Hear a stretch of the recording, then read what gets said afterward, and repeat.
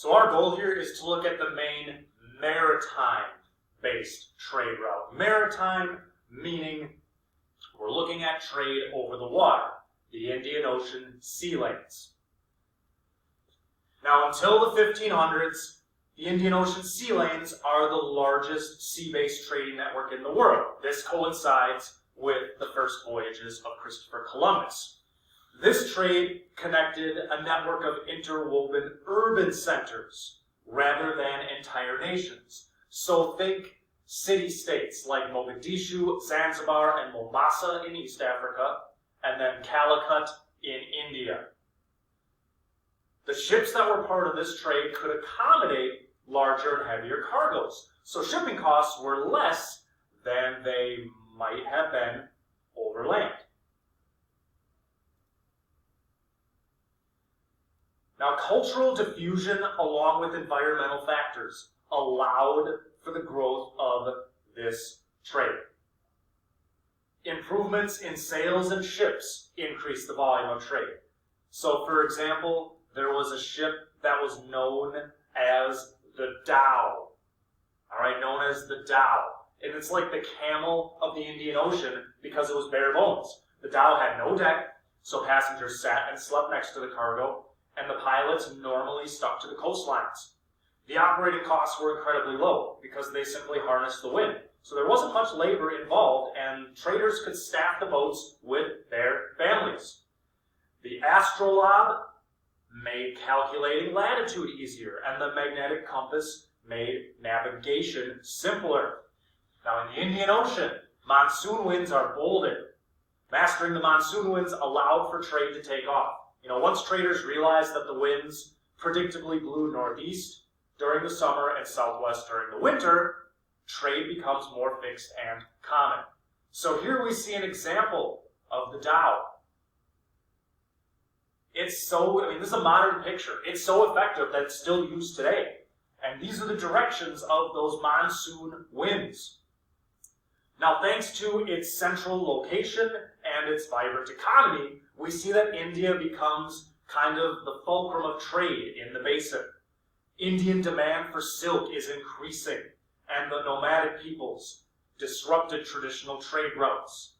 So the routes to the north, not going to happen.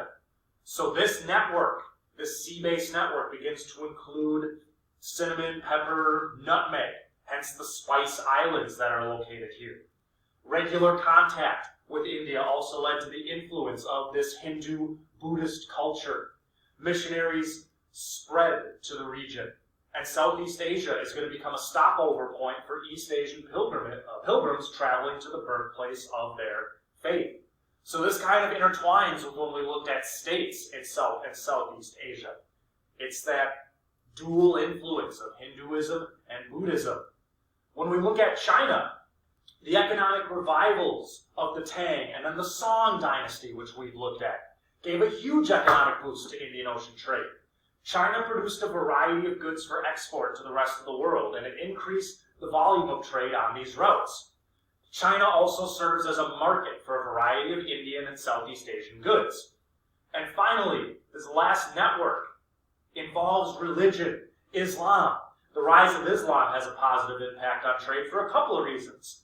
First of all, the Prophet Muhammad was a merchant, and he served as a positive role model for other merchants, in contrast to China, where merchants were not exactly seen as having good morals.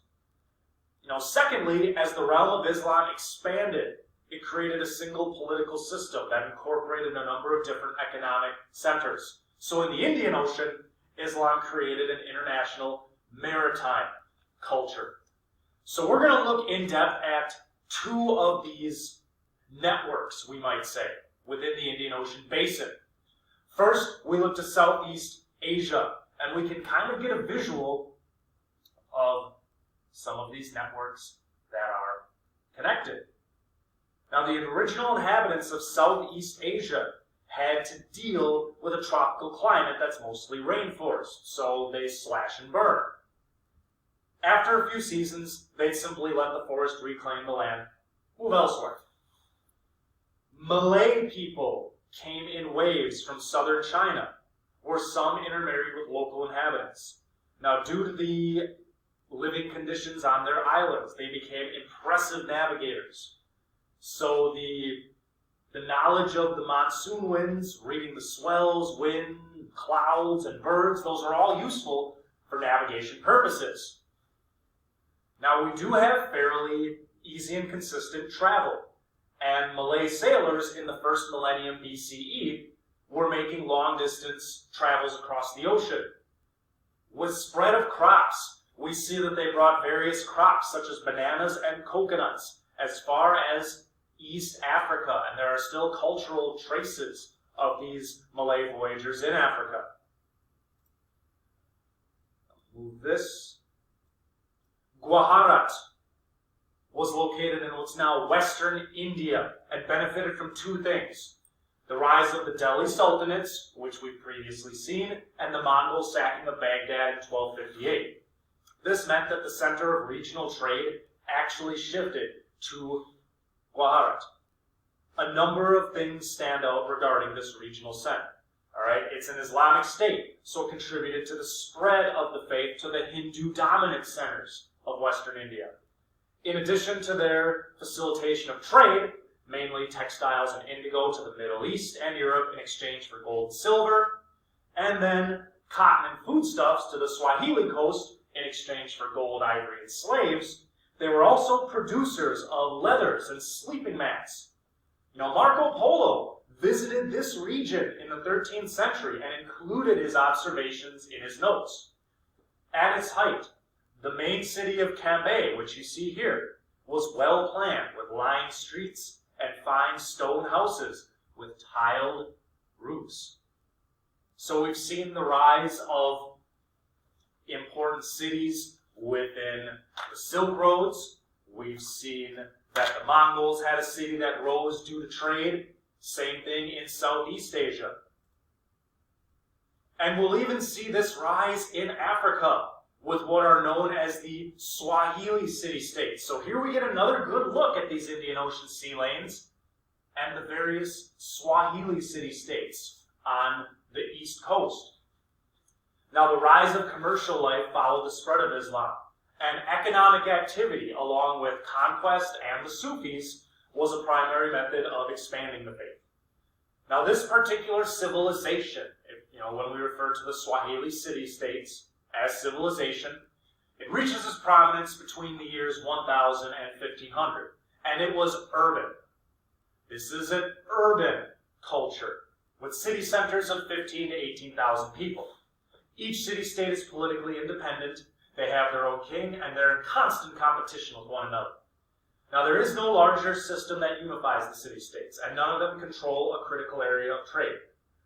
They get the goods from the interior of Africa, and they trade them for Chinese porcelain and silk Persian rugs and Indian cotton. The goods are going to come in Arab vessels, and Swahili craft will patrol the coast, looking to facilitate this trade. That's the main thing. They are facilitators of trade. Now, these are very diverse places. Ruling families will claim Arab or Persian heritage to bolster their prestige, and the makeup of each city-state reflects the diversity of the region. So when the great traveler Ibn Battuta reached Mogadishu, Mogadishu is in the modern-day nation of Somalia.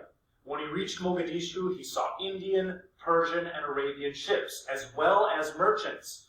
Now, the further you get from the coast, the less influence you would find of Islam.